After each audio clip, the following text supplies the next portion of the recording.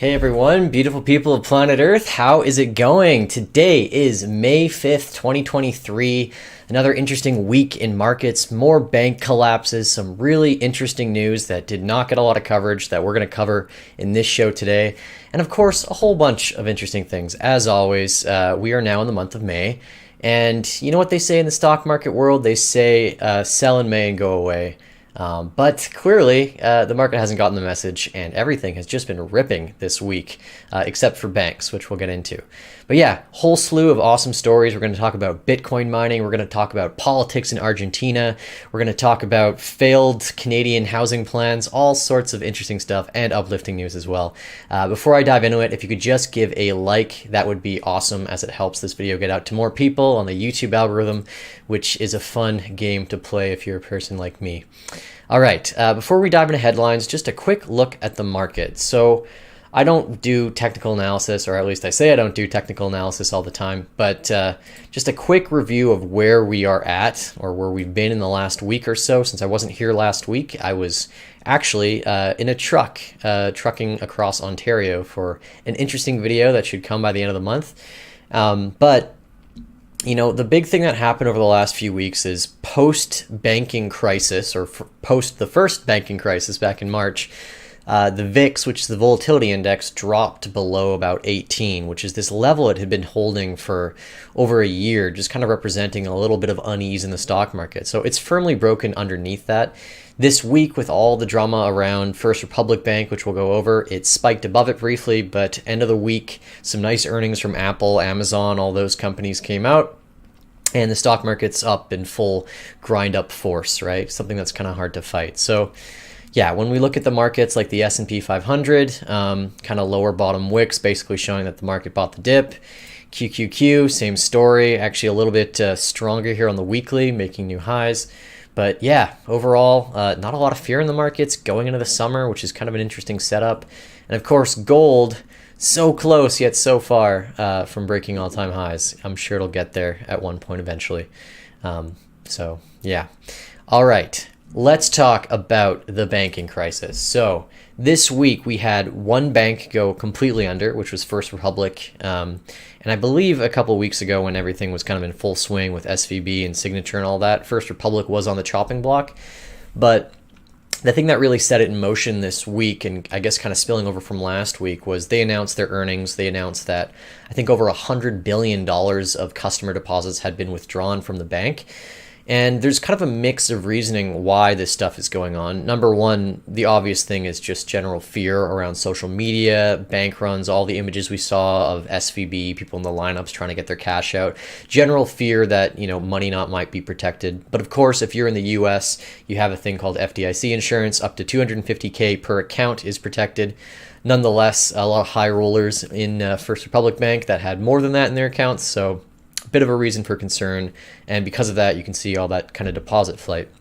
Another big reason that people are really pulling out money at a rapid clip out of some of these banks is because they are offering terrible returns for their savings accounts and other, you know, kind of mutual fund products. So right now you can buy US government debt, and after the recent rate hike, which happened this week as well, you can get about 5 to 5.5%, you know, on a variety of different T-bills, maybe I think 4-week ones or 3-month ones or whatever.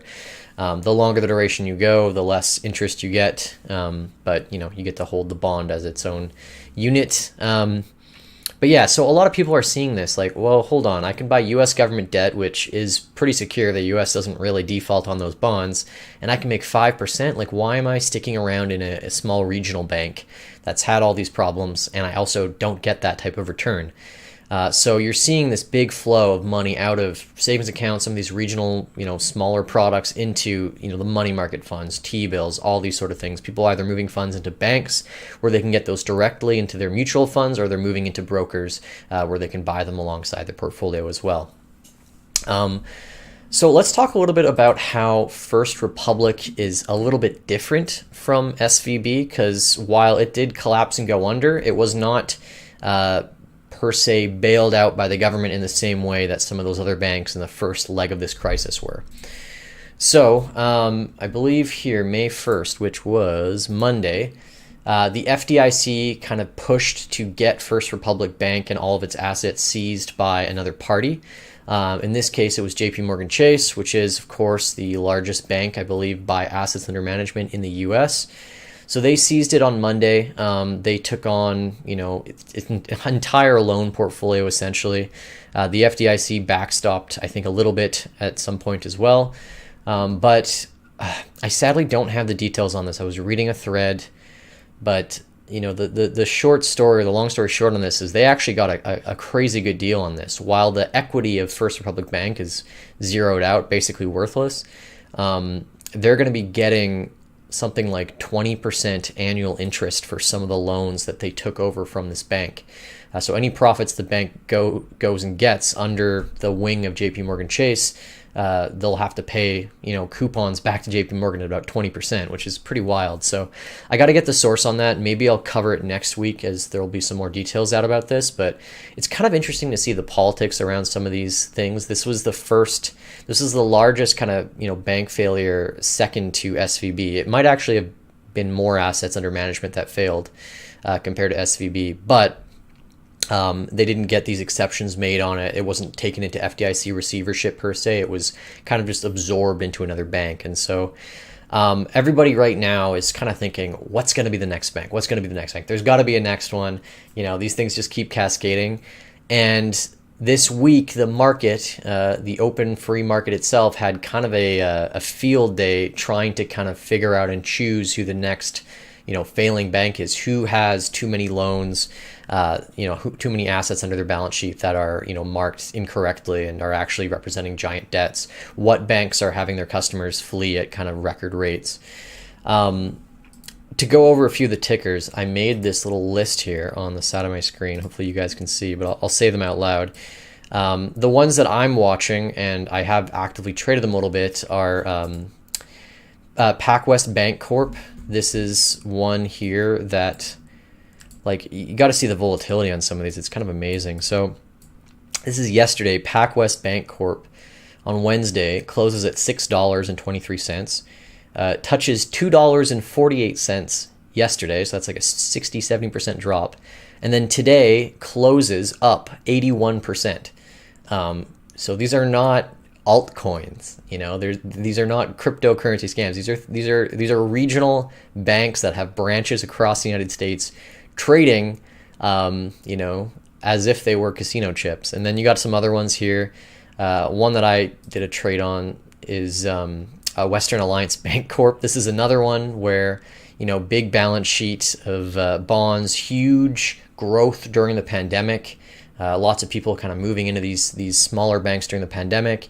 And then, the size of the crash here, it had a pretty massive one if you look back in March. But, we're now looking at the other day, it was about another 60% drop within the day, and then closing up today up 50% from the lows. Just seeing that action alone, imagine you're a shareholder at one of these banks, or you're a depositor at one of these banks, and, everything gets around social media and you see, oh yeah, the bank where I have my money is trading up and down 50 to 70%. No longer can you be worried about, your money in Bitcoin if you're a depositor at one of these banks and you're going to stick with it, right? If you're okay with their volatility, the volatility of your own branch, then you should be okay with Bitcoin's volatility. But alas, some people are still scared of Bitcoin's volatility. But look, what's the big takeaway from all this? In my opinion, when you actually dig into the financials of some of these banks, they are not structured the same way that SVB and some of these other banks are. So they don't have massive uninsured client bases. They are big, but they're nowhere close to SVB or FRC. They also are not experiencing, as of right now, or as of the last quarter, huge bank runs. They've been considerable, but they're not massive. And they also just don't have a loan book of maturities that they have to kind of, or a loan book of treasuries that they have to hold into maturity, which means that, they don't have these kind of hidden losses in their balance sheet that SVB did that kind of got, found out by the market. So I don't think all of these are going to be going under. It's totally possible. There's a whole bunch of things that can transpire over the next few weeks and months, namely, maybe this magical recession that we've all been calling for. Some people think we've been in for a year. Some people think we'll never come. that can drive people out of their banks and into money market funds to get their stable 5%. But honestly, I don't think all of these are just going to disappear and go under. I think there will be more. I think just the current crop of ones that people have kind of targeted in on, they're kind of just bandwagoning them a little bit like inverse meme stocks. I think there's a lot of social buzz on shorting these to oblivion. And I think it's very easy to scare people out of their positions than to hype them into a position as of right now. But who knows? With there's some altcoins and some crazy stuff going on in the market where the volatility index shows everything is like really low right now, but there's some just really individual names that are just bonkers right now. And it's kind of interesting to watch. But what I would say is if you are interested in any of these things and tracking them and seeing where the next elements go, there's the fundamental news. But what I've noticed now with three of these banks, Silicon Valley Bank, FRC, First Republic Bank, the one that went under this week, and then a couple of the ones that just had crazy volatility, PacWest Bank, all of them had earnings sort of as a catalyst to some of the really volatile moves. And that's kind of normal, right? Like when a stock has earnings, usually it makes big moves. But during earnings, they reveal kind of the unsavory news that they don't want to put out in press releases. They kind of have to. So they have to disclose, how much money has been pulled out from the deposit base, how many clients have closed accounts, what the growth is and all that stuff. And it's really when the market sees those numbers that it starts to get a little bit panicky. So if you want kind of the heads up on these moves, because they do last for multiple days, what I would do is sort of go through a list of some of these leveraged regional banks and look at when the next earnings sessions are for them. And sometimes, one big one having really terrible earnings can sometimes scare people out of the other small ones. So yeah, I mean, I've been a person that's always looked for kind of volatility. It's kind of interesting to me, from a headline perspective and a trading perspective sometimes. But yeah, never in 1,000 years would I imagine that regional banks would be something on my radar all the time, but they are. And just another thing to kind of touch upon. So one of the reasons that a lot of people this week talked, or one of the reasons that this Friday in particular, all these stocks bounced back, it wasn't just, shorts covering their positions. There were pretty solid mumblings about banning short selling of these stocks, because I think some people allege that there is manipulation in the price and short sellers are just battering these down with puts and all this stuff, right? And to me, when I look at short selling, I see it. I think there are dangers in short selling. I think that there is a problem when people short sell because they have unlimited loss potential. But is that something that the government should kind of step in and do something about, or is that just if you're gonna I guess partake in that stuff, you should pass some type of rudimentary knowledge test in your broker, which all of us do. And then you should be able to do what you want, full well accepting the risks of what'll happen if you get liquidated. But alas, because it's the regional banking sector, and every financial institution is intertwined with politics in the U.S., there were some solid conversations around banning short selling for some of these particular regional banks, which I just think is ridiculous. And this was summarized pretty well here on a thread that I found here. Dick Bove was saying that the funds and others who are shorting bank stocks are doing the American public a meaningful service. They are winnowing the banking industry and forcing these companies to stabilize their financial statements. It's a job that should have been performed by regulators and could be cut short if the government issues rules against shorting bank stocks, the Wall Street veteran who has covered the industry said for decades. Regulators may take the preventing short route to stop the carnage until they and the Congress can come up with a plan to resuscitate the system. And that must include a massive common stock offering for a package of banks that need the money. So again, when it comes to this whole regional banking crisis, there's sort of two parties and two sides to this and two different trains of thought. And one of them is that basically regional banking is it's sensitive, but all banking is sort of a scam. And it just requires, borrowing from one person to pay another person back, sort of like a Ponzi scheme, which I have a really great clip to follow up on that one. And another side of this says that, we need to protect this. We need to increase FDIC insurance. We need to put programs in place to ensure creditors not to pull out their money. And I think it's like all these little band-aid periphery solutions that aren't really addressing the core route, which is that if you just want a place to store your money digitally, there's no way to do that in America without having it fractionally reserved lent out to other people. And when you go to a bank, you have your checking account, your savings account, you'll buy different products, whatever.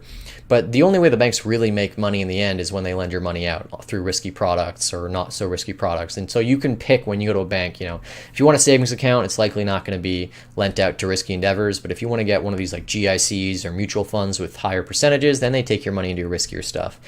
But the fact is even if you don't participate in that, you just want a plain checking account, right? At just a plain checking account at a bank.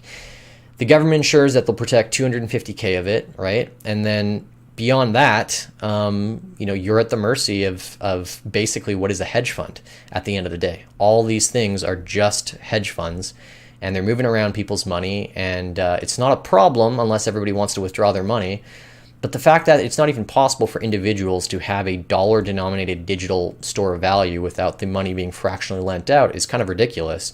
In fact, the only real alternative that actually sounds like that would be keeping your money in something like a PayPal or a Cash App. I believe those things and those programs, they have to hold your money one for one. They cannot be just taking people's funds and investing them in treasuries. They have to be liquid. So pretty wild, and that's the problem that Bitcoin solves is there's no counterparties. When you own your money on Bitcoin or when you own your Bitcoin, there's no fractional reserve system. You own it, and it's protected by every other participant in the network, your property rights in that regard. So yeah, not too much to ask for, but is what it is. But yeah, something in common with all of these banks, again, if you want to watch this stuff in the future, is they all had really rapid growth during the pandemic, all of these regional banks. So look up regional bank stocks, see if they've had that kind of parabolic rise during the pandemic, see if they've had that recent drop, and then add it to your watch list and keep an eye out for headlines because you might catch a collapse of one before it actually happens. All right. Next up, we're going to talk about Bitcoin. Sometimes I feel like I don't talk about Bitcoin enough on this show. Can you believe that? So, Kingdom of Bhutan, I hope I'm saying that right. It is a very mountainous country kind of wedged in between India and China. And apparently they have been mining Bitcoin for years. And they've been investing in some of these yield platforms and all that. But apparently they got all their money out before they collapsed. So good for them. But yes, so a South Asian kingdom hopes to become the second country in the world to run its state-owned crypto mines. Bhutan, a South Asian kingdom in the Himalayan mountains, has recently revealed a secret that stunned the international financial market. The country had been quietly mining crypto for years without telling a soul, including its own citizens. So, yeah, big part of this, Bhutan, I think I brought some photos up, very mountainous country, extremely high mountains, beautiful landscapes, gorgeous country, but take a guess at what they're mining Bitcoin with. Hydroelectricity. So big waterfalls, rivers streaming through these, massive elevated mountaintops, generating way more electricity than that population could ever use. They were a big exporter of electricity for a while. And now they're saying, well, if you want to come here with your Bitcoin miners, we got cheap electricity, go for it. And so they recently, now that they've kind of been outed for mining all the Bitcoin that they have this week, they recently struck a deal with a miner named BitDeer to raise $500 million to purchase crypto mining hardware. This is a deal directly with the government that they're going to be placing at some of their hydro plants to mine Bitcoin.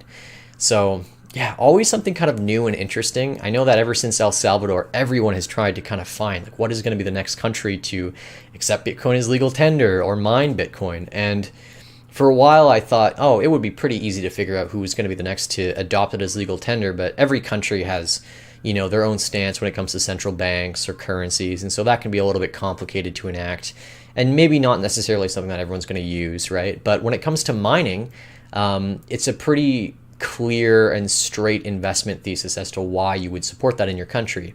If you have cheap energy, if you are willing to do foreign investment within your own country, mining equipment just comes down to a couple machines that can generate a whole lot of yield without actually needing a ton of employees or operational maintenance. And Bhutan is clearly, they've done it for a couple of years, and now they're willing to open their doors to more international investment.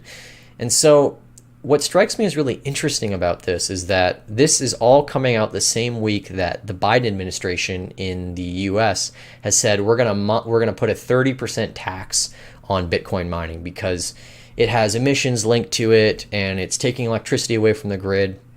All this nonsense. They cite that New York Times article we talked about, I think 2 weeks ago, that was saying, oh, Bitcoin mining emits all this blah, blah, blah, all nonsense, really taking out of context facts. But the fact that their press release cites basically only that article is kind of proof about the collaboration between the free press in the US and the state.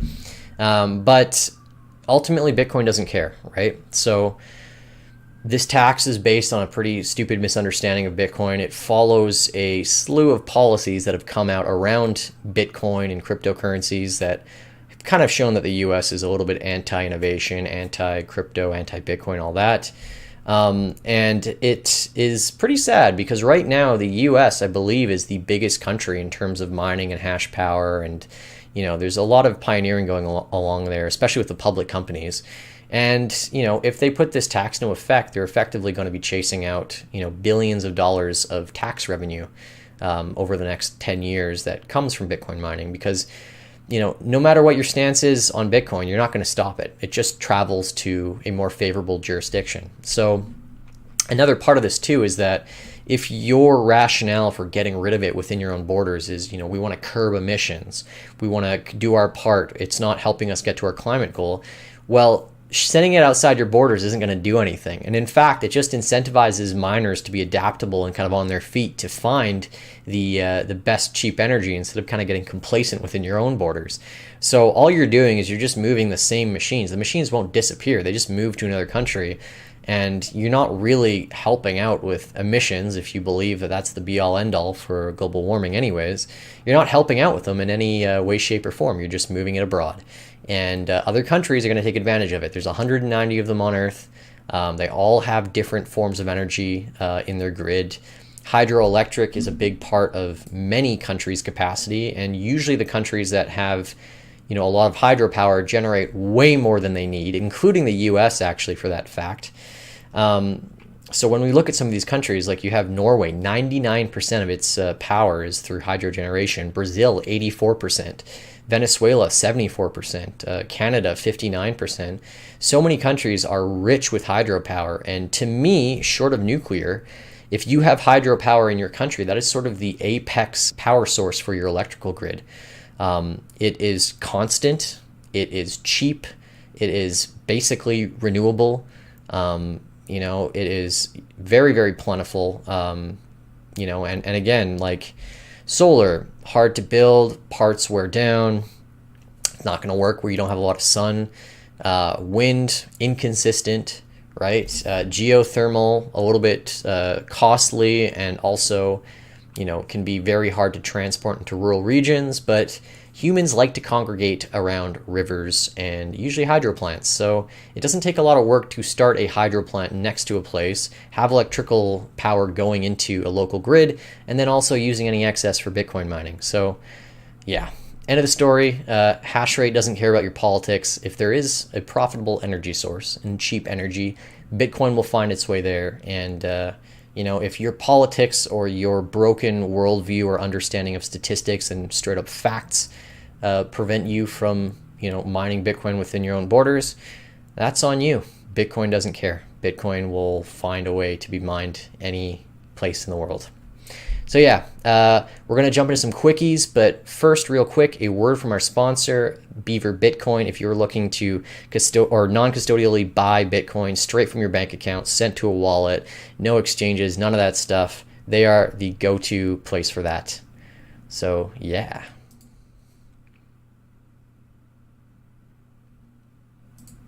Apologies, I don't have the sponsor slide up. My computer's being funky today. All right, I'll just plug it manually. How about that? I'll plug it manually in my video. So I've used Beaver Bitcoin for a little bit. It's just a really easy way to essentially just link your Canadian bank account and buy Bitcoin straight to one of your wallets.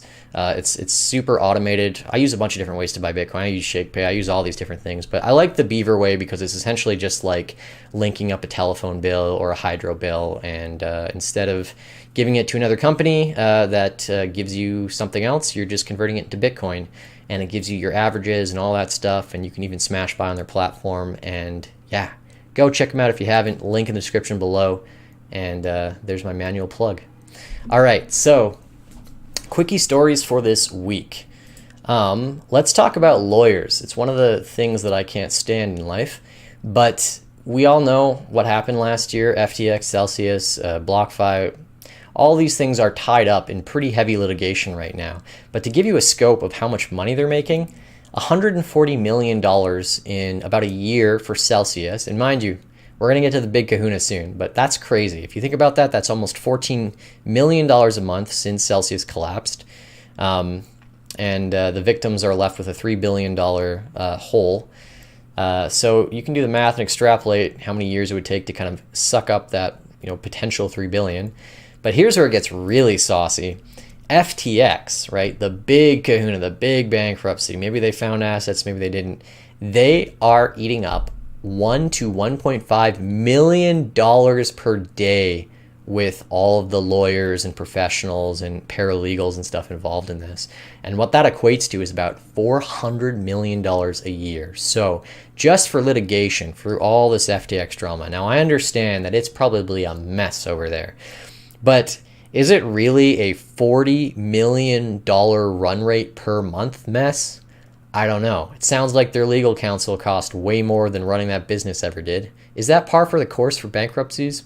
Not sure. But $400 million a year, if this is going to end up like the Mt. Gox bankruptcy, which took 10 years to settle, that's going to be $4 to $5 billion of lawyer fees eaten up. I doubt it's going to take that long. I think they're going to work to a solution through the FTX bankruptcy fairly soon. I think we'll probably have a resolution in the next year or two, I would say. But crazy. Good times to be a lawyer, isn't it? In Canada, this is an interesting one. So in Canada, some people are probably aware that we have different incentive programs for savings. We have like the tax-free savings account. We have a retirement plan. There's also one called a first-time home buyers program, where essentially if you are a young Canadian and you're looking to buy your first home, but you can't afford the entire mortgage for it, you can get up to 5% of the cost of the place fronted by the Canadian government. In return, they take 5% of the equity in your home. And this is a pretty good deal if, let's just say, you want to buy a home for 5% down instead of 10% down, or whatever the minimum is. I think it's like you have to put 20% down here to not have mortgage insurance. So let's just say your 20% down is like $100K. If you don't want to front that $25K right away, you can pass that on to the government. They'll front $25K for that 5% or whatever, and you just give them a little bit of the equity in your home. And then when you sell your home, you pay back the equivalent equity value. So this whole plan was put into place to basically help Canadians buy houses. The problem is that they had like really low minimums for buying a house. So the whole idea was that, it would help young Canadians buy homes, but the value of your home could only be worth like $700,000. So basically, if you live in a major city, you can't use this program to buy a single family home. It would only be valid for maybe 1-bedroom apartments. I guess that's like considered a first home now. So it turns out, because of that portion of it, and because it just seems kind of useless and not a great deal, fewer than 400 people in all of Canada over the last 3 years have used this program. So again, this is like this theme that everyone thinks that they can solve the housing problem through, these little tertiary things like foreign buyers tax, flipping tax, blah, blah, blah, instead of realizing that the price of housing will go up infinitely forever as long as money is as inflationary as it is, and people just see housing as a store of value. It is the only way for people to build wealth in this country. I am convinced of that. I think basically if you are an entrepreneur, you're a rare breed of Canadian, but eventually a ton of your net worth is going to be tied to housing as well. At the end of everything, no matter what you do as a Canadian, housing becomes a big portion of your net wealth, and it's the reason that you're able to retain purchasing power over years. So that sounds like a normal, proposition to most people, but to me, I think it's ridiculous. I think it's ridiculous you have to anchor yourself down to a home, which really is only valued for what it is because of the land. The materials in the home aren't really that valuable. And it just creates this infinite housing bubble, and there's just no way to really get around that without radically changing the incentive structure of money. So, yeah, small rant there. This one's funny. So AI, everyone's spooked out about how quickly AI is developing and proceeding on. Now in the United States, Kamala Harris was just named the new AI czar, and she is in charge of overseeing responsible development of artificial intelligence around the rapidly growing concerns that weakly regulated expansion of the technology could quickly turn dangerous. So, fear not about AI taking over the world. Kamala Harris is here to protect you and regulate it, and everything is going to be okay because of that. Next one, this is interesting. This is politics out of the U.S. is always just interesting to me. This is a senator, not mincing words here, basically about the U.S. banking system. I just know the world is different now with technology and the way we can communicate so quickly. And banks exist on the basis of trust. They're really just, don't take this the wrong way, sophisticated Ponzi schemes. And they work when everybody trusts each other. And you get on that iPhone and start sending text messages, and you have the herd, panic, and stampede. Anybody can go wrong. Speed of transmission is completely It's breathtaking. Senator Kennedy, thank you for being with us. Thanks for Yeah, so the U.S. banking system, according to Senator John Kennedy, is a Ponzi scheme, which I would agree with. I think when you actually always go down to first principles and think about how these things work, it's pretty obvious the banking system is a Ponzi scheme. And that is my Clown World segment of the day. I'd love to hear Elizabeth Warren's take on it. I wonder if she would come to the same conclusion. Uplifting news of the day. This one's kind of interesting. So there's a new artificial intelligence system that can translate a person's brain activity while they are listening to a story or some type of text and interpret their thoughts or their reactions through brainwaves into a stream of text.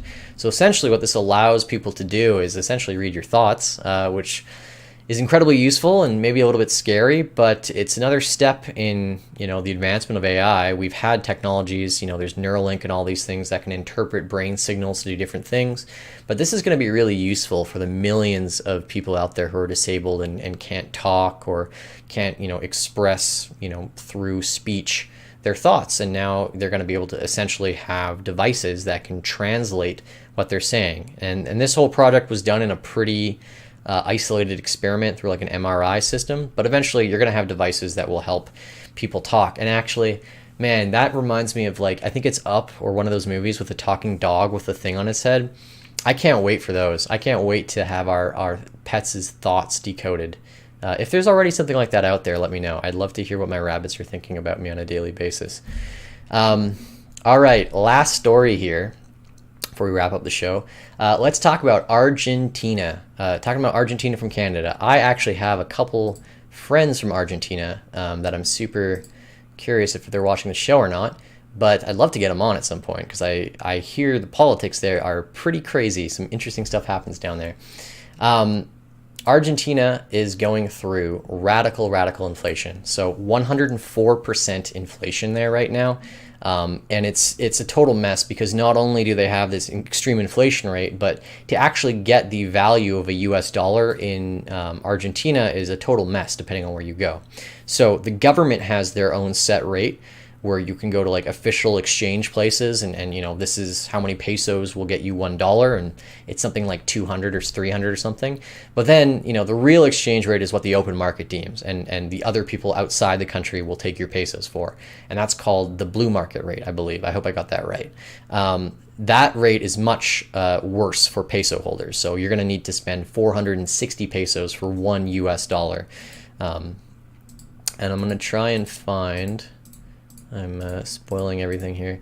This is basically a chart of the exchange rate here. So that red line is, I believe, what the official exchange rate is, and this black is kind of the moving free market rate of what your peso will get you. So yeah, pretty bad. And what this means essentially, though, before we get into the dark stuff, is that if you are a tourist and you want to go down to Argentina, go down with some US dollars, befriend some people on the street who will do cash exchanges for you and reap your bonus pesos and then, buy everything for essentially 50% off down there. Yes, it's easy as it sounds, believe it or not. I know quite a few people who are moving to Argentina now who are digital nomads, and they're taking advantage of this big gap between the blue market rate and the official exchange rate. All right. So how did we get there in Argentina? So I can't go over like an entire history of it, but basically Argentina pre-World War II and for a while during the 50s as well was an extremely rich and well-off country. They were considered one of the top 10 economies in the entire world. They had lots of exports, lots of productivity. And essentially after World War II, this military general, I think his name was Perón, came into power in Argentina. And he kind of promised the world for all Argentinian citizens. And this kind of term of, bringing in everything, supporting workers' unions, workers' rights, bringing all these benefits, it was kind of known as Peronism. And again, the former president, considered very, very progressive, ended up nationalizing a lot of industries. So when it came to their agriculture, when it comes to their energy industries, all these different industries, kind of just takes it under the state's wing and stops kind of embracing the free markets that Argentina was kind of running under for a long while before that. Fast forward years of inflationary pops and ups and downs in Argentina. Argentina has had to borrow and borrow and borrow from the IMF, which was founded shortly after World War II. And they've essentially just done what every great debtor nation has done. They're just spending way more than they are outputting. And the reason they've been able to keep it up for as long as they have without a hard default is because there's this big interconnected financial system that we live in, where countries like Canada and the US, even though the country is known for not paying back their debts, will still buy their bonds by the bucket load. So Canada had a crisis at one point because some of our big banks had actually bought so much of this Argentinian debt that was selling for pennies on the dollar because the likelihood of it being paid back was close to nothing. So they've just kept this cycle of borrowing and borrowing and borrowing and taking out new loans. And what that's led to over the long term is it's given a lot of control over to this organization, the IMF, the International Monetary Fund, to kind of dictate politics within the country. And that hasn't really worked out for them. They've said, oh, you guys should cut back on spending a little bit, but they haven't really enforced it.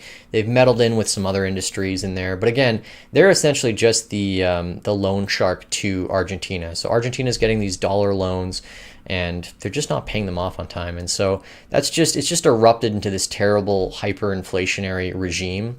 I would call it hyperinflationary. Some people say hyperinflation is technically 50% a month, but I would say if it's not hyperinflation, it's superinflation. And so, yeah, I mean, when you look at Argentina, colleges and universities are free there for all the citizens. They're free for foreigners even, which kind of is a little bit crazy to me. I don't know, if I lived in a country, even if I was considered really progressive, does it really make sense to have free universities for non-citizens? I don't know. 48% of Argentinians are on some sort of subsidy or plan, whether it's for food, whether it's for cost of living, whatever.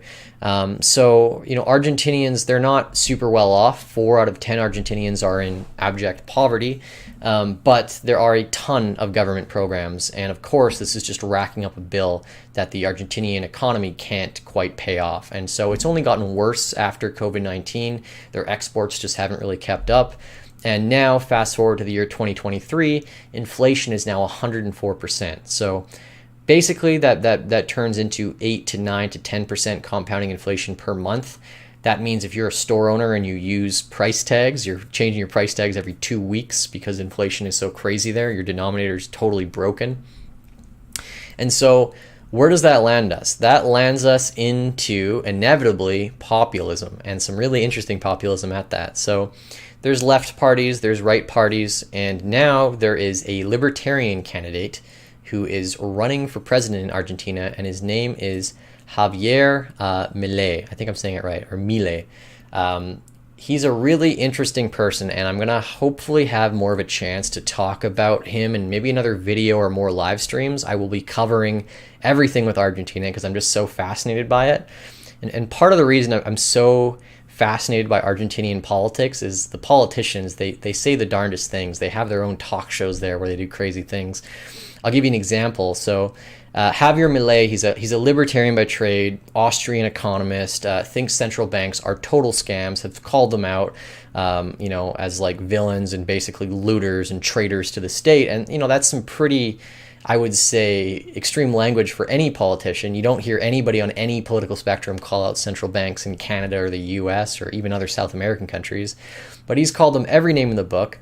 And a couple of years ago, for his birthday, he went on a talk show where he banged up a piñata that was a piñata of a central bank, which is kind of funny. Ahí está. Ahí está. Atención, es el día de su cumpleaños. Chicos, parece de quebracho. Cuidado que va a romper. Parece de quebracho. Pará que va a romper todo. Pará, Javier, pará. Correte, ayúdalo, Chicos, un poquito. el palo. Cuidado. Correte. Vení, que no entras en... Ahí está. Tranquilo, con tranquilidad. Simple. Cuidado, chicos, córranse. Pará. No, pará, cuidado. No, cuidado. Pará, acá, pará. Pará. Bueno, basta. Pará. Ahí está. Listo. Pará. Llévatelo, basta. Ahí lo... Yeah, how nice would that be if we had somebody running that was bashing central banks that hard? Anyways, what might appear as a fringe candidate is getting immensely popular in Argentina and is looking to basically be a solid lock for their primaries and is now polling second to third place in their general election, which is really interesting. Now, the thing with Argentinian politics is they've been known to kind of gang up if there's someone from another party. The left and the right will team up to kind of hold order there. But his momentum is staggering. It's really interesting. I don't know what his odds are for becoming president there, but this is just a... Oops, there we go. This is just a glimpse at some of his polling. So he is the orange line right here, which I don't know if you can see too well here. He is ticking up in popularity. The blue party, I believe, this would be, I think this would be the left-wing party. Yep.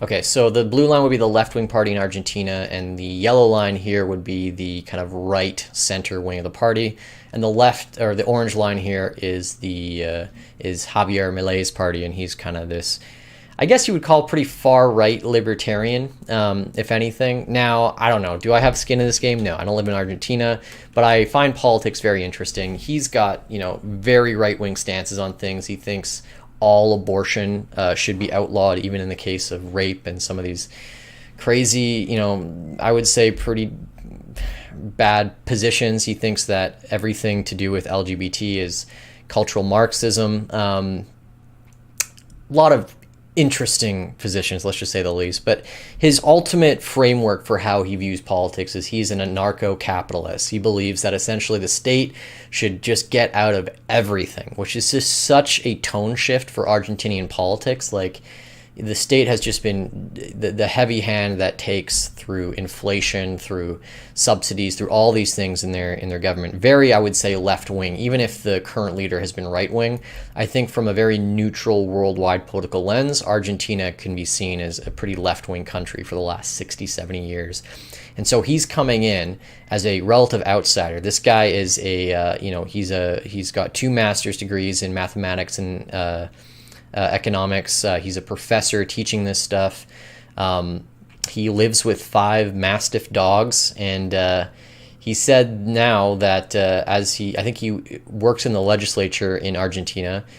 He raffles off his paycheck from the government every single month, and he believes that no one should be keeping it really there. It's just a den of corruption and rats is what he's called the central banks and the government there, which is just interesting. There's always populism that follows inflation when you look at history. He's aligned himself with, Bolsonaro up kind of north in Brazil. He's aligned himself with Trump. But I would say by a mile, he's a lot more radical in the language he uses. He sure knows how to beat the shit out of piñata. And it's going to be very interesting in the next few months to see what happens there, because what I have kind of judged from history, the little history that I've lived through is that when you get one populist leader somewhere, it kind of echoes and starts creating it, and the idea of getting radical change pops up in countries where things aren't quite working out. I think you saw that obviously after Trump. You had Brexit vote and all these different what the mainstream media likes to call radical politicians come in. To me, they're less radical because of their policy positions and more just in their discussion of the way they would like to dismantle the state or throw people out or maybe drop an F-bomb or something like that. Just things that I would say are not quite normal for most politicians, not maybe the most civil people. That's what I mean by radical. But anyways, you get a person like this in Argentina, and I think that creates echo effects in countries like, Peru, for example, Brazil, which did just have their own elections, and so on and so forth. This is all really interesting too because it's kind of coalescing with some interesting stuff happening in Argentina's stance on Bitcoin. So Milei himself is very pro-Bitcoin. He has said that the central bank is a scam. It is a mechanism by which politicians cheat the good people with the inflationary tax. And he's also said that Bitcoin represents a return of money to its original creator, the private sector. Money is a private invention. And according to him, legal tenders are the key to the politician to scam you with the inflationary tax. So all maybe it's radical, maybe it's not. To me, it's not. This is just like a Bitcoiner thing. But to have somebody with that stance be rapidly gaining the polls like he is, some polls considered almost the front runner, is really interesting. And of course, when it comes to elections, you don't really want to be the front runner right before the election. You kind of want to have that tailwind right before the votes start coming in. But, he draws in these huge crowds down there. Mind you, Buenos Aires is a city of 15 million people, so maybe this isn't that big. But he's getting a lot of momentum on social media, and it's definitely something to keep an eye on for sure. It would be really interesting to see a person like that take in power. He's obviously an enemy to I would say, the globalist regime of the IMF and, the WEF and all that stuff. Doesn't want to play by their games and kind of wants to, I guess, bring Argentina back to its more exporter days rather than its importing days. Another thing, again, that's interesting is the IMF has really been pressuring Argentina to get out of Bitcoin. Obviously, because of the inflation, cryptocurrencies have had a really big adoption rate in Argentina. Something like a third of all people in Argentina have interacted with a cryptocurrency. Surprisingly, actually, more people there have interacted with Tether than they have with Bitcoin. But the IMF has kind of pressured Argentina in the new loan terms to start unequivocally denouncing Bitcoin and cryptocurrency usage. And now their central bank has come out and said, we are banning payment service providers from conducting transactions involving unauthorized digital assets on behalf of their consumers. And they kind of cite, crime and all that stuff. And they say, you can still buy it through their own means, but we don't want payment processors, PayPal, Cash App type things, transacting with Bitcoin down there. So, yeah. It's just little things like this. They just show you clearly what side Bitcoin is on in terms of everything here.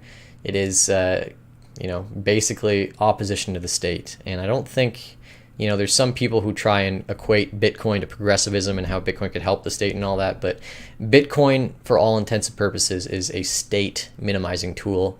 It's pretty clear, I think, from the way that most foreign governments react to it as soon as they have to take on a new IMF loan.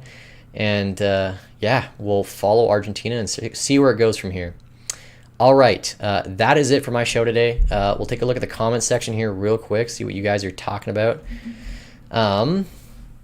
What do we got here? Oh yeah, quick poll. If you haven't voted on it, I put a question up who do you think is responsible for these banks collapsing? Who does the blame game kind of result onto? 71% of you said the Fed and monetary policy. 24% said bank management and directors. Nobody said social media. Good for you. You passed. And then 6% said government regulations.